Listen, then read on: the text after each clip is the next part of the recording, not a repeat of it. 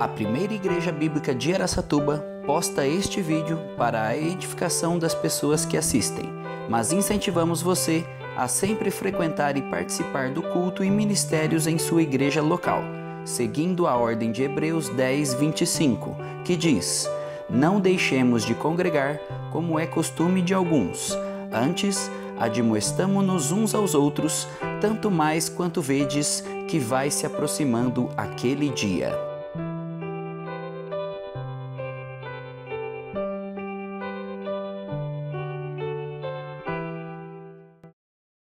Vamos lá, verso 35 do capítulo 4 do Evangelho segundo Mateus diz que naquele dia, sendo já tarde, disse-lhe Jesus: "Passemos para a outra margem."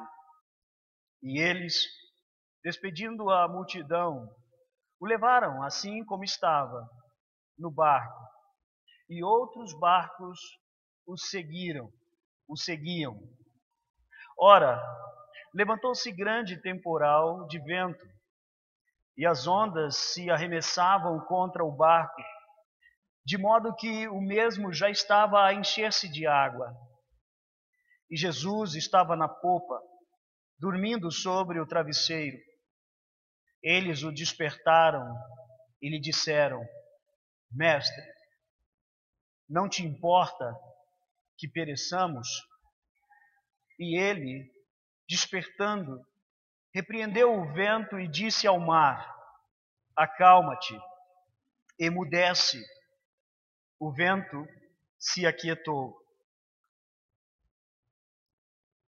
e fez-se grande bonança. Então Jesus disse: "Por que sois assim tímidos? Como é que não tendes fé?" E eles, possuídos de grande temor, diziam uns aos outros: "Quem é este que até o vento e o mar lhe obedecem?"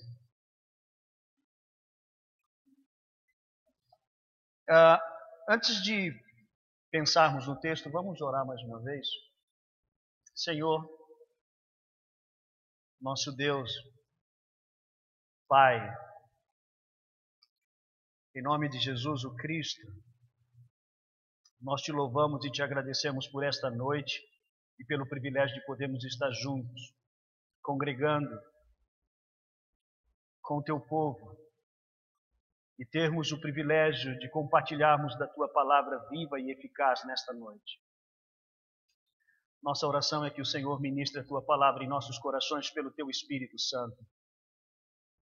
Que o Senhor, que a tua palavra possa cair em terra boa e possa produzir os frutos para os quais ela foi destinada nesta noite. Nos abençoe, Senhor. É o que nós te pedimos. Nos ajude a compartilhar da tua palavra. Te louvamos em nome de Jesus. Amém e amém, Senhor. Antes da gente pensar no texto, eu gosto muito de entender o contexto. E eu queria ver com vocês um pouco hoje, para a gente entender a mensagem, o contexto, não só o contexto histórico, mas o contexto geográfico onde esse evento aconteceu, onde esse fato aconteceu. Nós estamos falando de uma região chamada a região da Galileia, mais especificamente no Mar da Galileia. E o Mar da Galileia tem suas peculiaridades. Preciso ligar primeiro, né? Essa é uma foto que eu encontrei. Ela não está muito boa porque eu tive que aumentar um pouco ela. E então ela deu uma desfocada. Mas essa foto foi tirada de cima, ou do cume do Monte Arbel. Monte Arbel, na verdade, é um grande monte que está a oeste do Mar da Galileia. Portanto, essa região aqui, ó, é a região sul, norte. Aqui embaixo nós temos a região sul. Lá do outro lado nós temos o leste e o oeste. Se você perceber bem aqui embaixo, nós temos uma cidadezinha chamada Tibérias ou Tiberíades. Essa cidade Herodes a edificou em homenagem ao imperador Tibério. Bem aqui não existe mais A gente só tem apenas alguns resquícios arqueológicos de uma cidade também, que a gente já ouviu bastante falar, que é uma cidade chamada Magdala. Ela é um pouco famosa por causa de uma discípula de Jesus chamada Maria de Magdala, Maria de Madalena. Ela é dessa região, ela é dessa cidade. Mas aqui, deixa eu ver. Opa, aqui.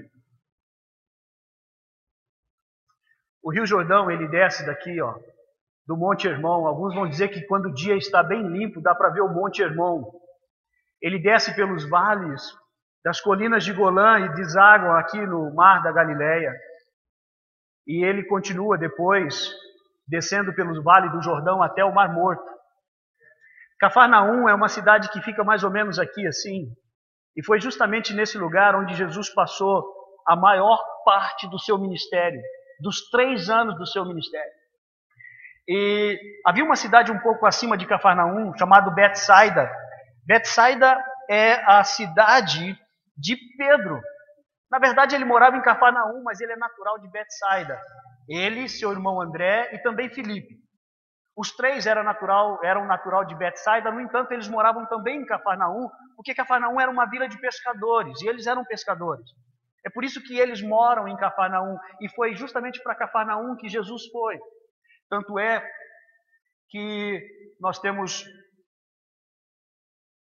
o texto de Mateus 4,13 que diz: E Jesus, deixando Nazaré, ele foi morar em Cafarnaum, situada à beira-mar.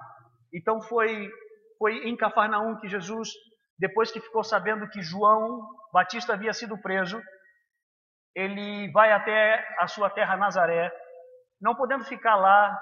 Vocês sabem a hostilidade, como ele foi tratado. Ele desce para essa região e ele vai morar na cidade de Cafarnaum. Jerusalém é um lugar muito importante na história, mas eu quero dizer para vocês que foi nesse lugar que a maioria dos sinais e dos ensinos que Jesus realizou foi feito nessa região. É aqui que a maioria dos sinais acontece. É aqui que nós temos o grande sermão do monte, as bem-aventuranças. É aqui que a gente vê a multiplicação dos pães, muito provavelmente um pouco abaixo de Tibéria. É aqui que a gente vê, por exemplo, a filha de Jairo sendo ressuscitada, e na mesma cidade de Cafarnaum, aquela mulher de fluxo de sangue de 12 anos ser curada. A maioria dos sinais e a maioria do tempo do ministério de Jesus foi vivido nessa região. Portanto, eu tenho para mim que essa região, e tem uma frase de alguns rabinos que dizem: embora Deus criou 7 mares, ele escolheu este como seu deleite especial. Embora Deus tenha criado 7 mares, ele escolheu este como seu deleite especial. Foi ali que os discípulos tiveram o privilégio de viver grandes coisas com o Senhor Jesus. É sobre essa região. Cafarnaum, como era uma cidade de pescadores, foi para lá que ele foi para lá que ele encontrou seus primeiros 4 discípulos, Pedro, André, João e Tiago, filhos de Zebedeu. E foi ali também que logo depois, passando por alguns caminhos ali de Cafarnaum, ele encontrou também Levi, Mateus, cobrador de imposto. Foi bem na cidade de Cafarnaum. E como eles eram pescadores, era muito comum que eles pescassem, e porque havia o acesso por terra para as outras cidades era muito complicado. Então era muito mais fácil para eles pescarem, e assim que eles pegavam os peixes, muitas vezes eles atravessavam, iam de um lugar para o outro, de cidade a cidade, até para vender seus próprios produtos. Então eles saíam daqui de Cafarnaum, atravessavam o mar, vinham para Tibéria, e eles ficavam transitando por aqui. Apesar de ser chamado de mar, não é um mar. Na verdade, o Velho Testamento chama de Yan Kinneret, que quer dizer mar, mas também o grande lago, porque na verdade é de água doce. É chamado de Yan Kinneret, mas é isso em hebraico, porque no grego, a versão grega é Genezaré, Genera. Então, por isso que ele é chamado de mar de Genezaré também. Porque, na verdade, Genezaré é apenas uma versão grega do nome em hebraico, Yan Kinneret, ou Kinneret, como a gente talvez conhece mais, não é? também conhecido como Mar de Tiberíades, mas é um grande lago de água doce. Ele tem aproximadamente 20 quilômetros de comprimento no seu extremo, e ele tem 13 quilômetros de largura na parte mais larga. É um grande lago. E foi aqui que os grandes milagres de Jesus aconteceram e os grandes ensinos de Jesus aconteceram. E foi aqui, saindo de Cafarnaum, que esse texto que nós acabamos de ler acontece. Eles saem de Cafarnaum e eles vão para essa região aqui, ó, que é a parte leste ou oriental do mar. Um lugar que não tinha muitas cidades conhecidas como desse lado, mas era uma região chamada de Decápolis. Deca, 10, polis, cidade, 10 cidades. Dessas 10, 2 a gente conhece bem. Uma é Gadara e a outra é Gerasa. As duas mais conhecidas, as outras 8 a gente nunca ouve falar. Mas Gadara é bastante conhecido porque foi nesse momento aqui, dessa passagem que nós acabamos de ler, que eles realmente vão até esse lugar e se deparam em Gadara, à beira do mar, com um jovem endemoniado. Não era na cidade de Gadara, porque Gadara ficava a 8 quilômetros da margem, mas era a terra de Gadara, e esse jovem estava à beira-mar, ele estava a 8 quilômetros longe da cidade, vivendo os seus momentos de aprisionamento e sofrimento. Foi para esse lugar que eles foram. Mas por que isso é tão importante para a gente? Porque faz a gente entender um pouco o texto. Esse lugar, o mar, se vocês prestarem atenção, ele está lá embaixo, e aqui nós estamos no Monte Arbel, um dos montes mais altos. Ele era um lugar cercado de montanhas, por isso que a Bíblia fala que essas terras eram terras de montes e de vales.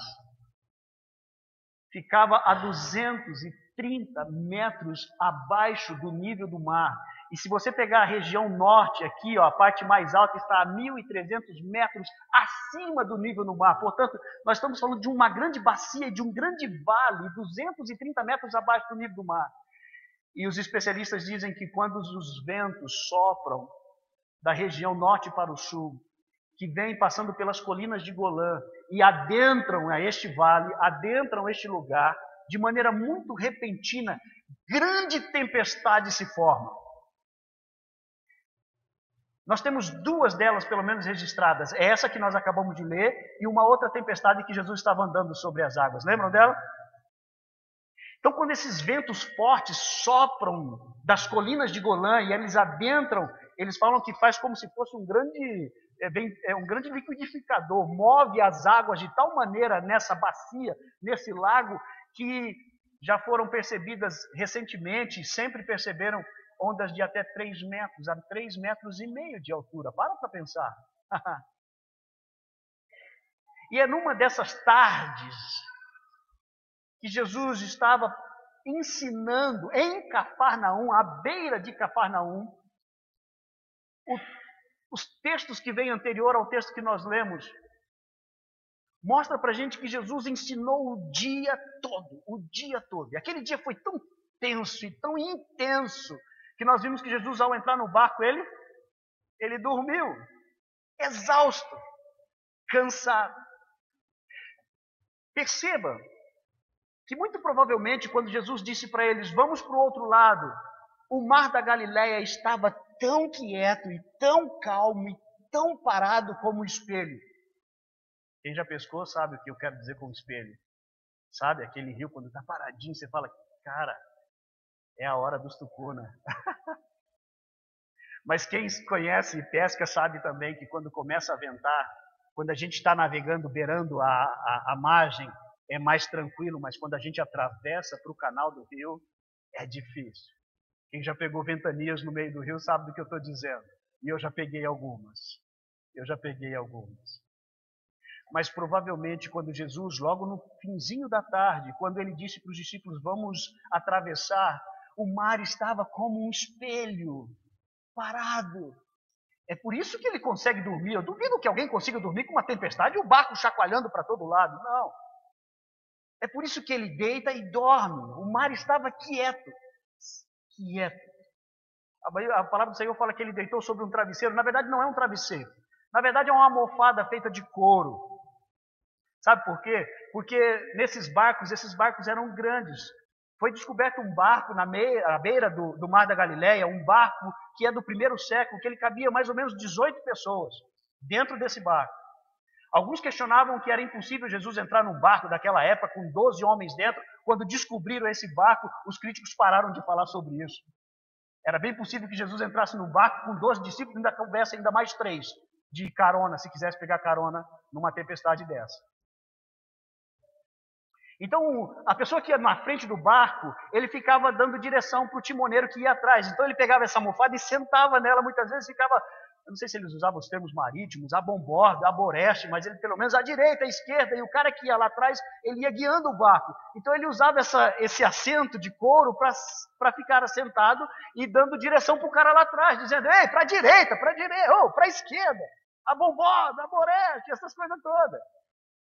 Jesus pega esse assento e coloca ali em algum lugar e ele deita na proa do barco, na parte da frente do barco. E aí, então a gente começa a pensar um pouco sobre o texto, tá? Eu quero pensar um pouco com vocês sobre o texto nesta noite. A palavra do Senhor diz que naquele dia, sendo já tarde, disse-lhe Jesus, passemos para outra margem. Naquele dia. Aquele dia foi intenso. Aquele dia foi um dia em que Jesus ensinou o tempo todo. E aí, então, a gente percebe a humanidade de Jesus tão presente nesse texto. Ou seja, um Jesus cansado. Um Jesus que precisava de um descanso. A gente percebe tão claramente a sua humanidade aqui. Aquele dia. Aquele dia. Tem um evento muito interessante naquele dia também, quando Jesus diz para os discípulos assim, não está aqui em Marcos, mas está nos outros evangelhos, Mateus e Lucas, que quando Jesus disse para os discípulos, vamos para o barco atravessar, alguns seguiram ele e disseram assim, Senhor, deixa a gente ir com o Senhor. Ele disse que as raposas tinham seus covis, mas o Filho do Homem não tinha onde reclinar a cabeça. É interessante que logo depois ele está deitado no barco dormindo, era onde ele tinha para deitar. Realmente ele não tinha, naquele momento, uma casa específica. Mas o que me chama a atenção, e eu ficava olhando para essa passagem que acontece um pouco antes, naquele dia, é que eu fico pensando, puxa, a gente fica fazendo tanta coisa para agradar as pessoas para vir à igreja, e Jesus parece que desencoraja eles. Dizendo, tem certeza que você estava querendo me seguir? Aí, refletindo melhor, não é que Jesus está desencorajando aquelas pessoas, sabe o que Jesus está fazendo? Jesus está mostrando para ele a realidade do discipulado cristão. Jesus nunca disse que seria fácil. A gente se engana quando o evangelho vem para a gente de uma maneira em que apresenta para nós um cristianismo de facilidade. Não! Jesus não está desencorajando aquele jovem que o segue querendo seguir. Ele está dizendo, você tem certeza disso? Porque isso traz implicações. É uma vida nova. Mas naquele dia, então, Jesus dá uma ordem para eles, dizendo para eles, vamos passar, eu acho que eu vou olhar ali, eu não estou chegando direito, mas vamos lá. Né, Pri? Estou brincando. Aí ela chegou agora, né? Vamos passar para a outra margem. E aí Jesus deu a ordem, e no verso 36 diz, e eles, despedindo a multidão, o levaram assim como ele estava no barco, e outros barcos o seguiam. Eu fico pensando que obedecer o Senhor, nós vamos ver isso daqui para frente, obedecer o Senhor não significa que navegaremos sempre por águas tranquilas. Eles obedeceram o Senhor. Jesus que disse para eles, vamos atravessar. E o mar estava tão calmo, estava um espelho, estava tão tranquilo. E lá pelas metade da travessia, esses ventos repentinos trazem uma tempestade tão grande. Isso nos ensina uma coisa, sabe? Que nessa nossa caminhada, amados, nessa nossa caminhada, por vezes, nossa vida está tão tranquila e a gente passa tempos e tempos, anos talvez, com uma vida tão tranquila e de repente somos surpreendidos por alguma tempestade. E de repente somos surpreendidos por alguma adversidade da qual a gente não esperava. E de repente a nossa vida parece que estava indo tão bem, tão tranquila, como aquele mar que se fazia um espelho naquela tarde. E de repente, muito de repente, acontece algo inesperado, indesejado. Algo que a gente não quer, que a gente não deseja. Porque é muito cômodo, é muito fácil uma vida tranquila, é ou não é verdade? Mas a vida nos mostra que, na verdade, nem sempre será assim. É possível que em algum momento dessas águas tranquilas da nossa caminhada, algum vento adentre a nossa existência e dá uma chacoalhada na água. E uma tempestade começa a assolar o barco da nossa existência. A vida caminha tão bem, tão tranquila, de repente somos surpreendidos por alguma situação adversa. Mas sabe, o texto está dizendo para a gente que outros barcos também estavam com eles. Outros barcos os seguiam. Sabe o que isso significa? Significa que essas tempestades, elas não são particularidades da gente, mas elas são comuns a todos, a todos. Não é só a gente. A gente passa por adversidades na vida que são lutas que são comuns a todos. A outros barcos também. Aquele dia, então, levantou um grande temporal de vento e aí as ondas se arremessavam contra o barco, de modo que o mesmo já estava a encher-se d'água. E aí, então, a gente começa a lidar com esse texto e a gente começa a perceber que, em meio às tempestades, algumas perguntas são levantadas. São feitas algumas perguntas e respostas precisam ser encontradas. E a primeira pergunta que a gente percebe é que e Jesus estava na popa, dormindo sobre o travesseiro, eles o despertaram e lhe disseram: Mestre, não te importa que pereçamos? Não te importa que pereçamos? Sabe, quando a gente é surpreendido com alguma adversidade, a gente precisa tomar muito cuidado, porque as lutas e as adversidades podem nos levar a questionar o amor e o cuidado de Deus por nós. Esses homens estavam tão temerosos, havia um temor tão assentado em seus corações, que eles olham para Jesus ali na presença deles, deitado diante deles, e o questionam dizendo: o Senhor não se importa que a gente morra? O Senhor não está ligando? O Senhor não está se importando? E por vezes a gente se depara com certas circunstâncias na nossa vida que a gente também acha que Deus não está se importando com a gente. Parece que Deus está tão distante, parece que Deus não está olhando para a gente, parece que Deus não está cuidando da gente. E aí, muitas vezes, a gente é induzido a fazer a mesma pergunta que eles fizeram, porque nós não somos diferentes deles. Em meio aos temores da vida, em meio às surpresas que a vida traz para a gente olha para Jesus às vezes e diz: tu não te importas? Mas eu queria dizer uma coisa para os irmãos. O silêncio de Deus não significa sua ausência. Não confunda o silêncio do Senhor com a sua ausência. Ele está presente. E talvez você possa perguntar para mim assim: mas pastor, tudo bem, que importa ele estar presente se o vento não cessar? Mas eu quero dizer para você: nunca confunda o silêncio de Deus nas suas tempestades com a sua ausência, porque ele pode estar em silêncio, mas ele nunca estará, vamos dizer, ele pode estar em silêncio, mas ele nunca estará ausente. Paulo sabia muito bem isso, Paulo tinha compreendido isso e vivido isso na prática. Quando a gente olha para 2 Coríntios, no capítulo 4, verso 7, ele diz: temos, porém, este tesouro em vaso de barro, para que a excelência do poder seja de Deus e não de nós. Em tudo somos atribulados, porém não angustiados. Essa é a diferença de Cristo estar presente, mesmo em silêncio. Quando temos a convicção de que Jesus está conosco, mesmo em seu silêncio, Podemos provar dessas mesmas coisas. Podemos até ser atribulados, mas não angustiados, porque Ele está presente. Podemos até ficar perplexos, porém não desanimados. Podemos até ser perseguidos, porém não desamparados. Podemos até ser abatidos, porém não destruídos. Essa é a diferença. Essa é a diferença. A diferença é que você pode ser até meio que abalado pelas circunstâncias, mas lembre-se, o silêncio não significa a sua ausência. Ele está com a gente.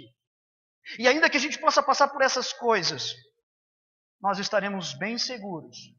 Bem seguros. Podemos até ser atribulados, mas a angústia a gente não permite. E em Cristo não precisamos assentar a angústia em nossos corações diante das nossas atribulações.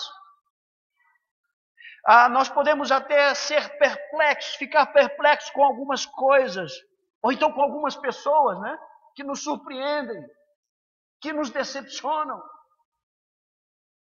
mas desanimados, porque Cristo está no barco. Perseguidos, mas não desamparados, abatidos, mas não destruídos. Essa é a diferença. Então nunca confunda o silêncio do Senhor com a sua ausência. Mesmo em silêncio, Ele está presente. E os discípulos olham para Ele e dizem, tu não te importas. E por vezes, alguns se apegam também fazendo a mesma pergunta, Senhor, tu não está vendo a minha luta? O Senhor não está vendo a minha perda? O Senhor não está vendo as minhas lágrimas? Ele está. Ele está em silêncio, mas está presente. Ele está presente.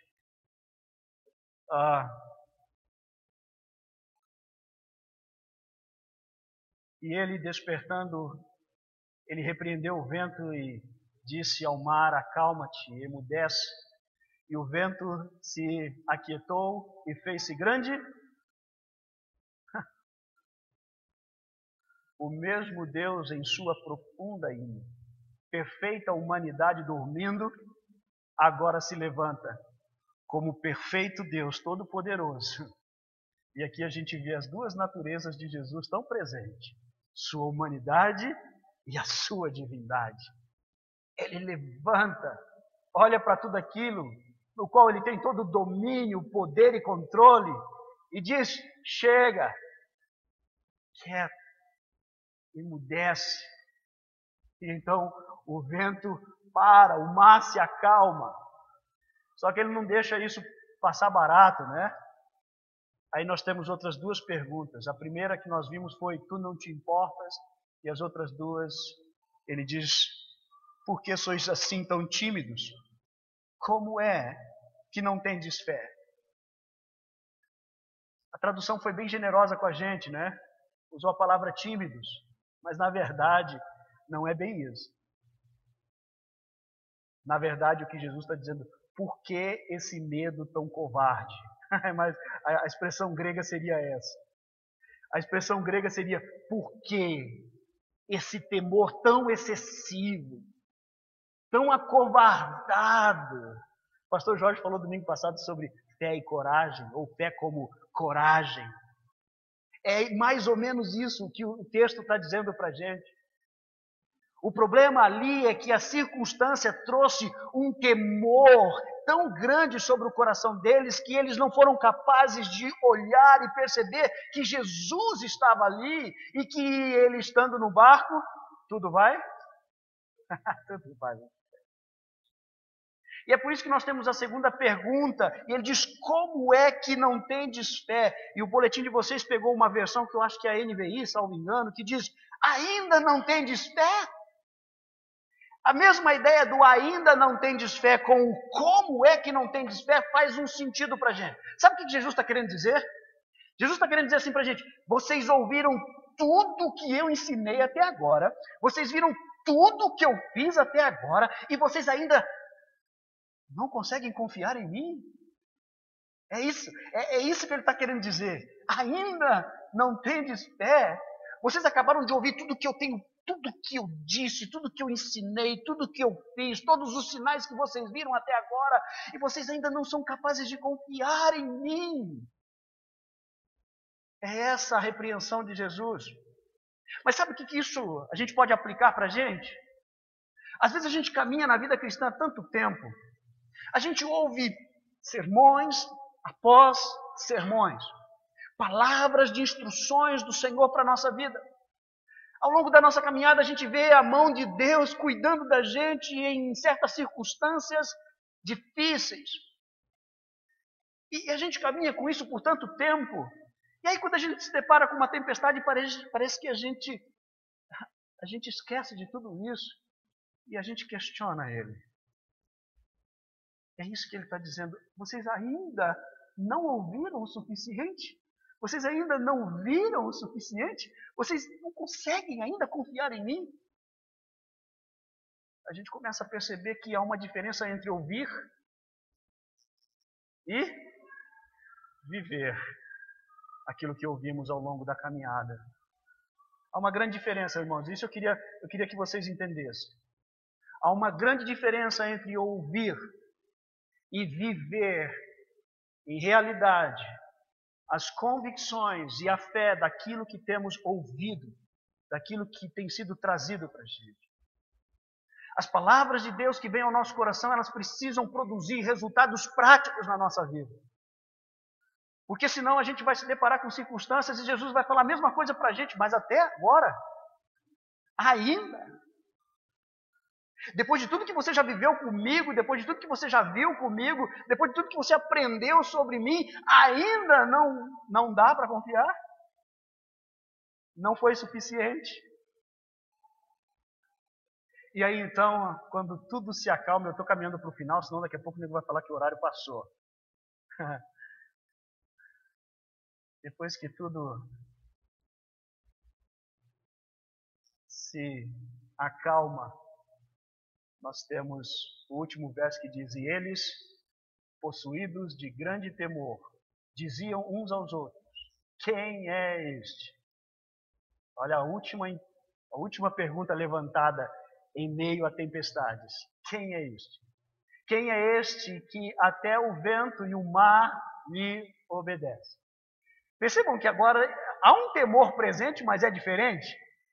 O primeiro era um grande temor em relação à adversidade e à tempestade. Agora não. Agora há um temor pela clara compreensão de quem ele era. E agora esse temor não é mais dúvida e medo. Agora esse temor é regozijo, é apreciação, é admiração. É quem é este?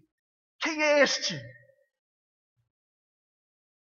Sabe, entre nossas tempestades e a nossa admiração pelo Senhor Jesus, está a necessidade de confiarmos naquilo que Ele é, naquilo que Ele diz que é. Nós temos que confiar, porque isso vai fazer a grande diferença entre a tempestade e a nossa admiração do seu ser, da sua pessoa.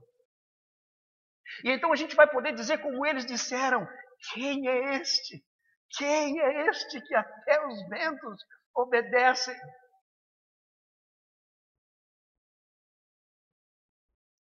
E aí a gente tem 7 lições para a gente terminar. Bem rápidas, a gente vai ler elas bem rápidas. Eu quero pensar com vocês sobre essas 7 lições e a gente caminha para o fim. Primeira, a gente vai já recordar o que a gente já viu. Obedecer o Senhor não significa que navegaremos sempre por águas. Não significa. Nós todos estamos sujeitos a algumas tempestades que vêm de maneira repentina, que a gente não espera. Tempestades são repentinas. Elas pegam a gente de surpresa. A gente não está esperando, nem desejando, mas elas vêm. Terceiro, tempestades são comuns a todos, mas quanta diferença faz quando Jesus está no... Eu estou pensando nos outros. Vocês pararam para pensar nos outros barcos? Ninguém parou para pensar, né? Mas o texto não fala que outros barcos o seguiram também? Eu estou pensando, se eles com Jesus dentro estavam daquele jeito, você imagina os outros sem Jesus dentro. Porque deixa eu dizer de novo, as tempestades são comuns a todos, mas quanta diferença faz quando nós estamos em Cristo e Cristo está em nós. 4. Os ensinos de Jesus, eles devem produzir efeitos práticos em nossas vidas, senão Jesus vai olhar para a gente e perguntar: ainda, como que vocês não confiam em mim depois de tudo que vocês já viveram, tudo que vocês já ouviram? Ainda não é possível? 5. Os medos e as circunstâncias adversas, elas podem nos induzir a questionar o amor e o cuidado de Jesus por nós, perguntando: tu não te importas, Senhor? Tu não te importa? Porque a gente está confundindo o seu silêncio com sua, e ele nunca estará ausente.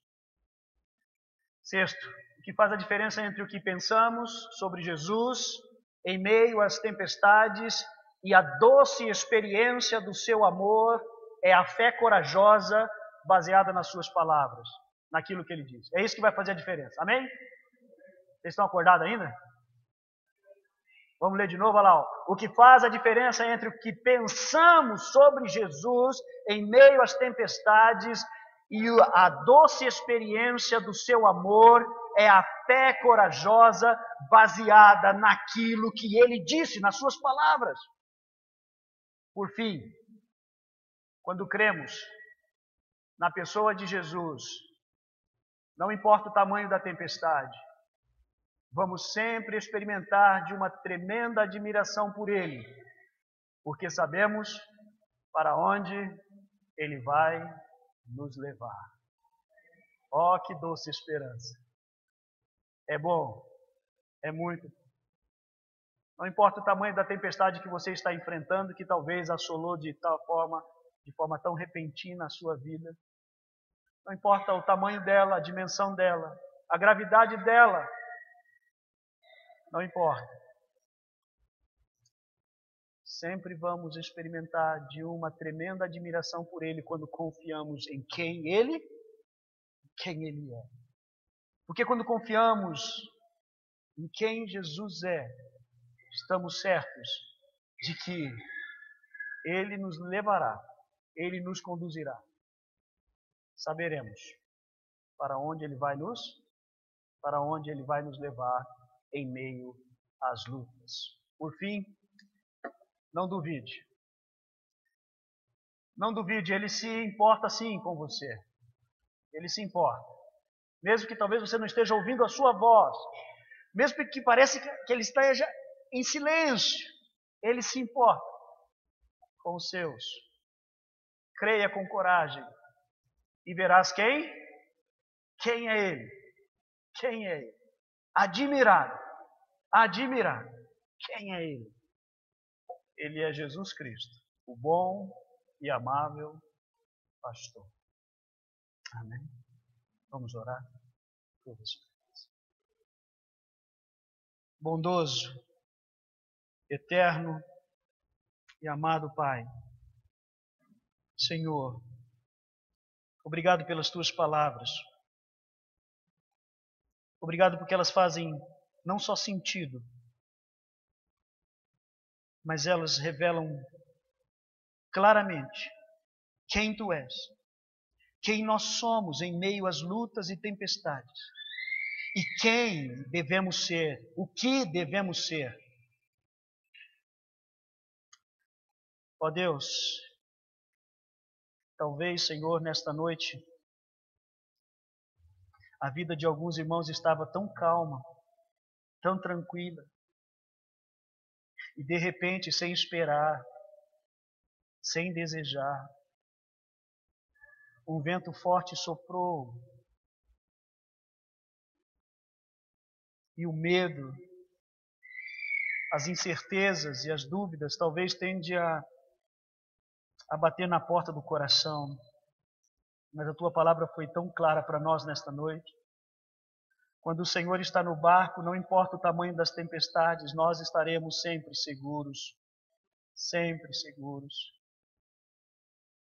Ó Deus, que se porventura irmãos estiverem passando por tempestades e lutas, que eles possam, ó Deus, resistir com fé corajosa, olhando e percebendo tudo que ele já viveu no Senhor, todas as bênçãos, todo o cuidado, e quantas vezes o Senhor também estava com ele em outros momentos, em outras lutas.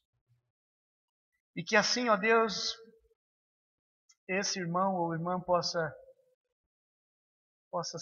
se levantar em profunda exaltação e admiração